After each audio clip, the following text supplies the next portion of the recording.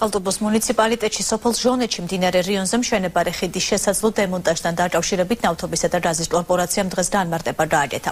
ნამახვანხესის დირექტორის გიორგი აბრამიშვილის განცხადებით 2012 წლის ზაფხულში ნამახვანხესის მშენებლობის ფარგლებში მდინარე რიონზე დაიწყო არაგაბარიტებული და მძიმეტონიანი ტვირთის ტრანსპორტირებისთვის ახალი ხიდების მშენებლობა, რაც 8 მილიონი ლარი ჯდება. მისი განმარტებით მრავალი საერთაშორისო ექსპერტის დასვლა აჩვენა, რომ ნამახვანის ჰესების ჭასტადი მშენებლობისთვის აუცილებელია საინჟინრო, ეკოლოგიური, კულტურული და სოციალური კვლევების ჩატარება, ხიდების კონსერვაცია და არა დემონტაჟი, რაც 40-ჯერ უფრო ნაკლები 118,000 ლარი ჯდება. მისივე თქმით, სოფელ მამაწმინდაში მშენებარე ხიდის მიმდებარედ არსებული ხიდის რეაბილიტაცია 24-ჯერ უფრო ნაკლები დაჯდება, ვიდრე მშენებარე ხიდის დასრულება.